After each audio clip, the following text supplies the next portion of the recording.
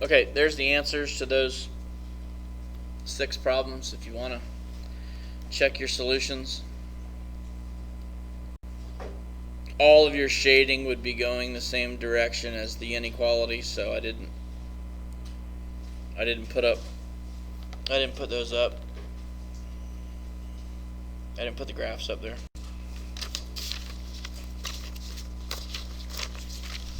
This one would be like closed and going left, closed, going left, closed, going left, open.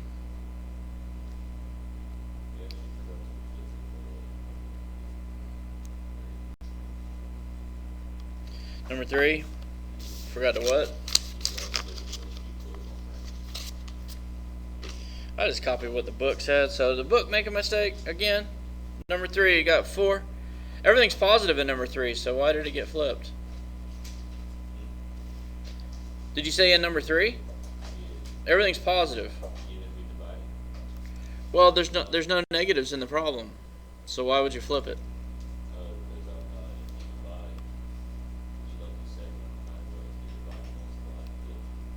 So you got 4x plus 12 less than or equal to 44. Subtract 12. So your 4x less than or equal to 32. You're dividing by a 4, a positive 4. So you don't change it.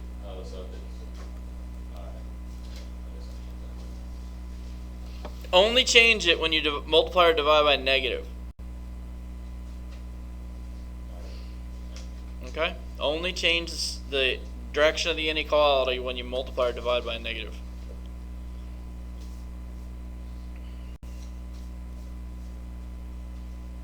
Alright, any other questions from that portion of the assignment? Okay.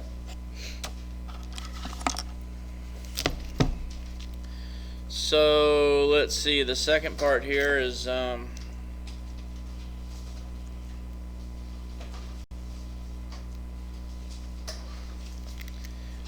we're talking about different types of solutions here. So we're going to say no solution,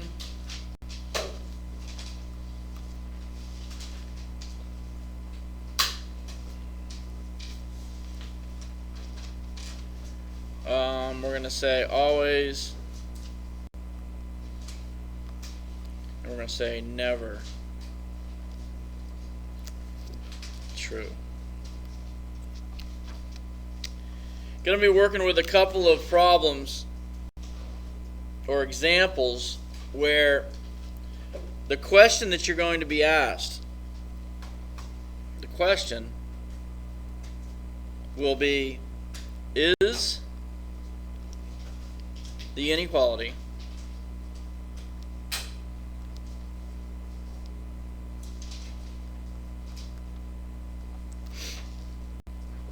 always, sometimes, or never true?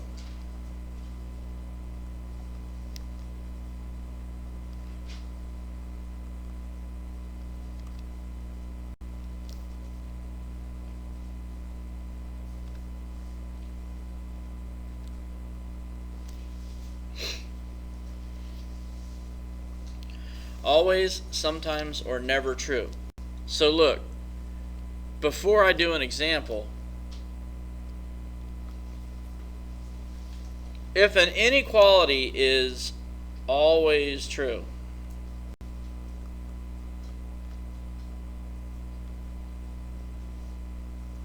if an inequality is always true, here's the type of situations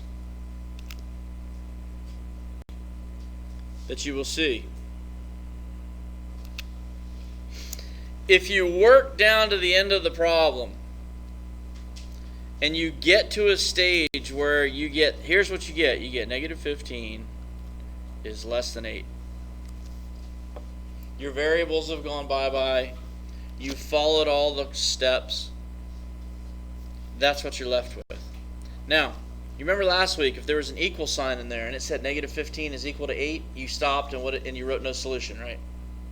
Remember that? We talked about that, I think, Thursday or Wednesday. Now, when you're dealing with inequalities, if you get down to a problem, you've worked all your steps, and you're left with negative 15 is less than 8. Well, isn't negative 15 always less than 8? Okay? So if the question is the inequality always, sometimes, or never true? In this case, that inequality is always true.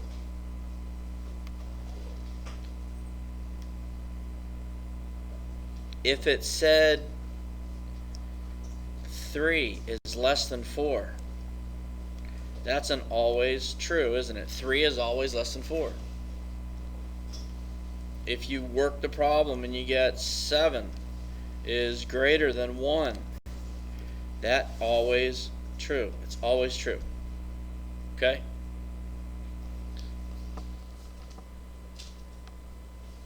Then you're going to work, or you're going to see a problem, and you will get down to the, well, you'll get down to the never. Let's look at the nevers first. The nevers will look something like negative 2 is greater than 7. Well, since negative 2 is never greater than 7, then that inequality is never going to be true.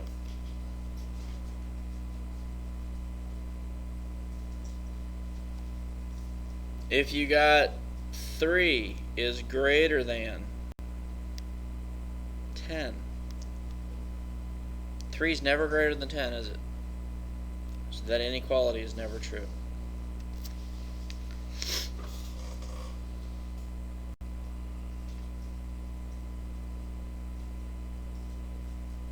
You good on the always and nevers? Alright. And then when you get sometimes,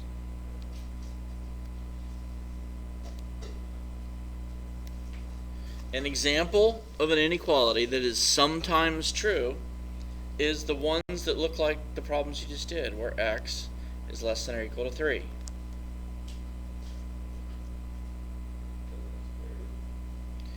Well, because the equation will be true sometimes, and it'll be true when x is less than or equal to 3.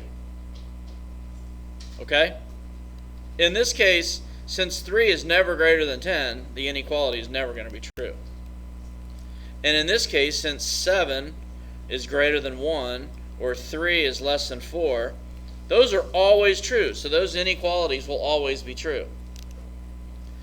If you just get one of your regular answers, 2 is greater than or equal to m, or a is less than 5,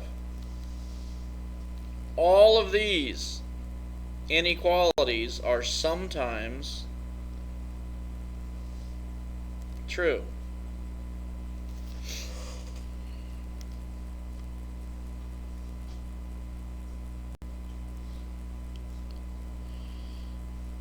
And if you said to me, Mr. Holzenbach, you know, this equation right here is only true sometimes.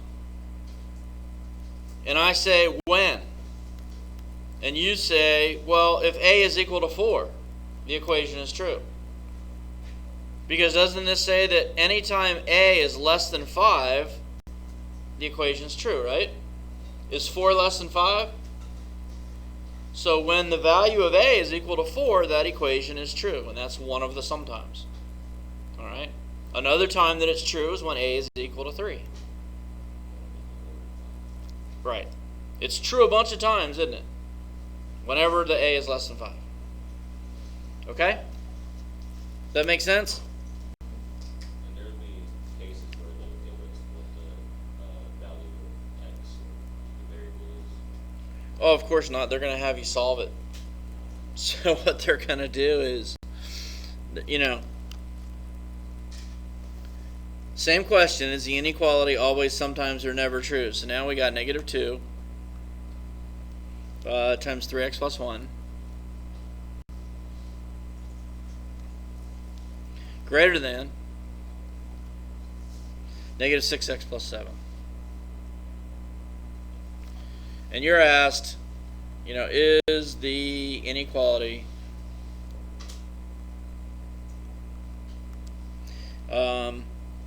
always, sometimes, or never true? That's the question.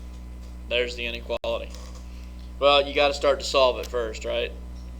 So we got to distribute this -2. So negative 6x minus 2 greater than negative 6x plus 7. And right now the little warning light needs to be going on in your head. You got a negative 6x on both sides, don't you? If you got the same thing on both sides, you can add 6x to both sides if you want. Or can't you just scratch them out? I mean, if you add 6x to each side, would that just make it no solution? it makes -2 greater than 7. Is -2 ever greater than 7? No. So is the inequality always, sometimes, or never true? This is never. Alright? Same question for a 5 minus 2x, I'm sorry, 5 times 2x minus 3.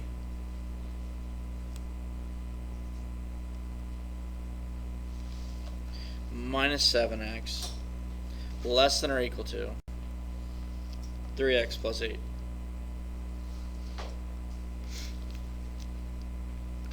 So when we distribute over here, we get 10x minus 15 minus 7x less than or equal to 3x plus 8. Combine your like terms. 10x minus 7x. Here we go. We get a 3x minus 15 less than or equal to 3x plus 8. Well, you can scratch out the 3. They're the same. Because if you subtract 3x from both sides, you get negative 15 is less than or equal to 8, right? Is that sometimes, always, or never true? Always. Negative 15 is always less than or equal to 8, so that's an always true.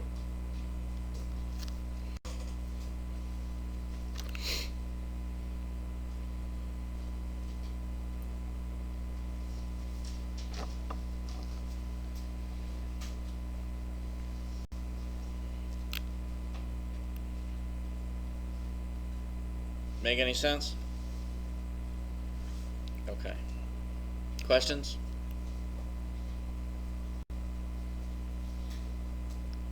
Okay, now we have to solve a couple of compound inequalities, and then we'll wrap it up for the day.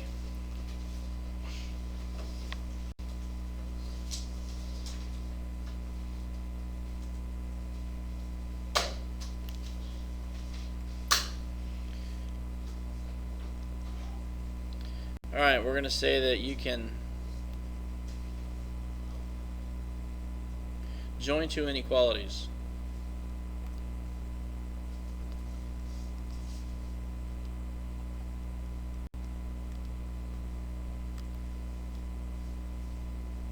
With the word and.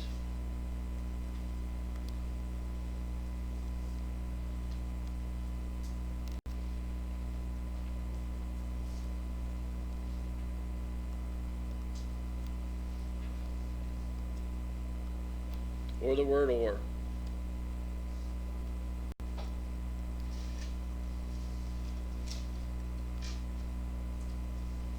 To form a compound inequality.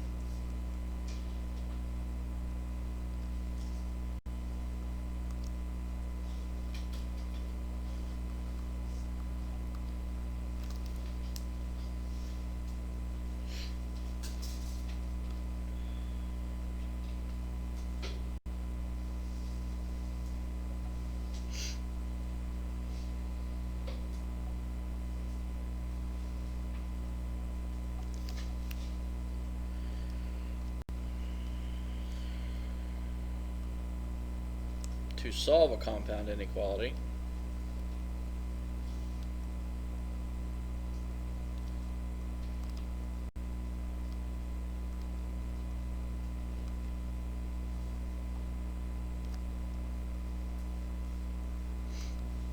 Find all the values.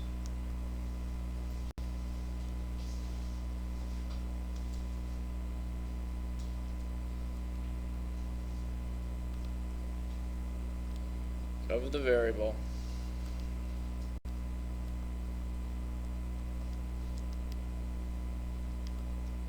that make both inequalities true.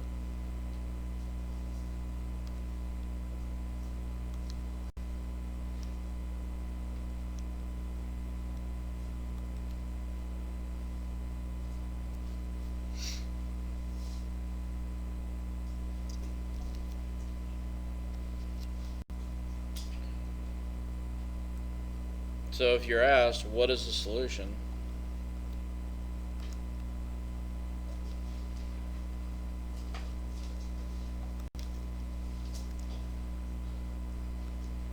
Of 7 is less than 2x plus 1 and 3x is less than or equal to 18.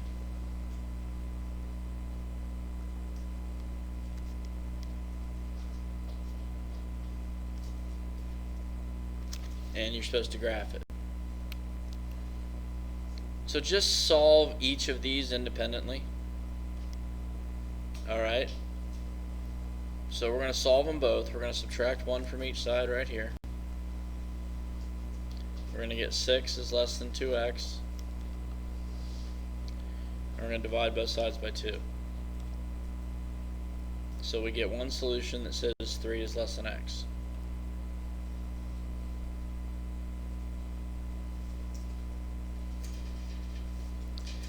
In the other portion of the inequality, if we divide both sides by 3,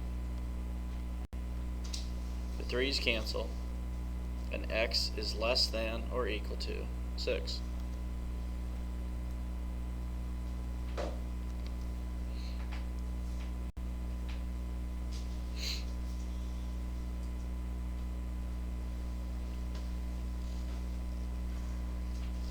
So do you see how we got a 3 is less than x and an x is less than or equal to 6?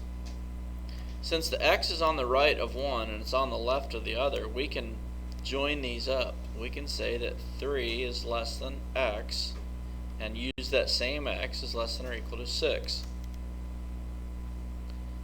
So there's our solution written as a compound inequality.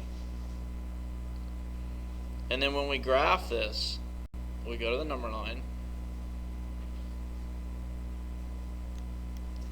we put the 3 on it, and we put the 6 on it. Now you see this 3 is less than x? The variable's on the right, isn't it? So we shade opposite that direction, don't we? We would be shading this way. And in this original x is less than or equal to 6, the variable's on the left. So we're going to shade the direction of that inequality. So on the 6 we're closed. And we're going left.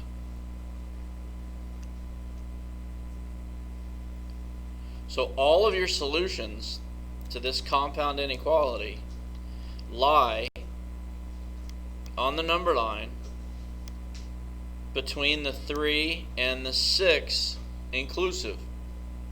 We're including the 6, but we're not including the 3.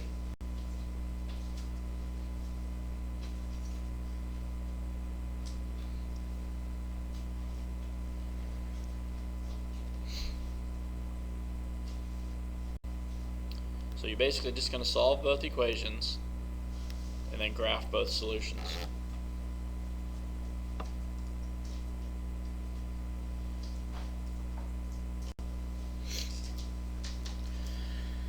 That's an example of an AND statement in a compound inequality, and let's do an OR.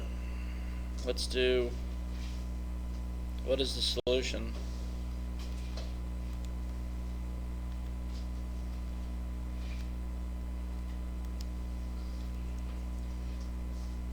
of, we got 7 plus k greater than or equal to 6, or 8 plus k is less than 3.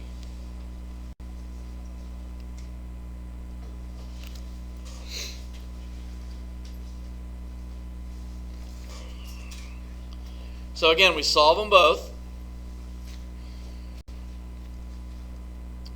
Subtract 7 from each side. And our k is greater than or equal to negative 1. And over here we subtract 8 from each side. And our k is less than negative 5.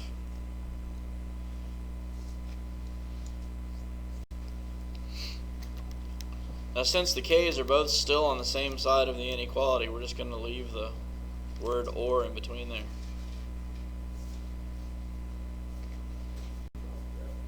And then when you graph this, you're going to graph them both on the same number line. So we got a k is greater than or equal to negative 1. We're dealing with a negative 1 and a negative 5, right? So the negative 1 is going to be over here closer to 0. K is greater than or equal to negative 1. So we're closed. Variables on the left, so we're going the direction of the inequality. So we're going this way. And then on the negative 5, we're open. The variable's still on the left, so we're going the direction of the inequality, so we're shading left.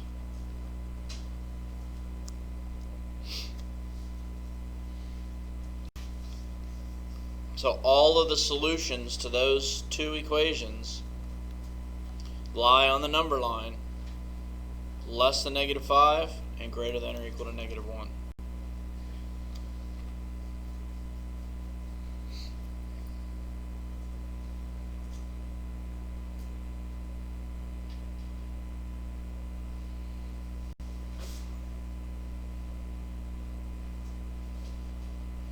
Are there any questions?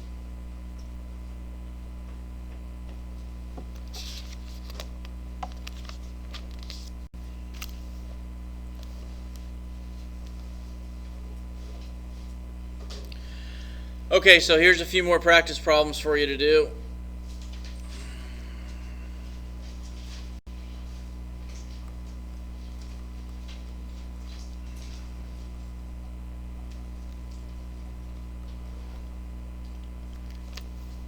And for this, the first couple problems we're going to say is the inequality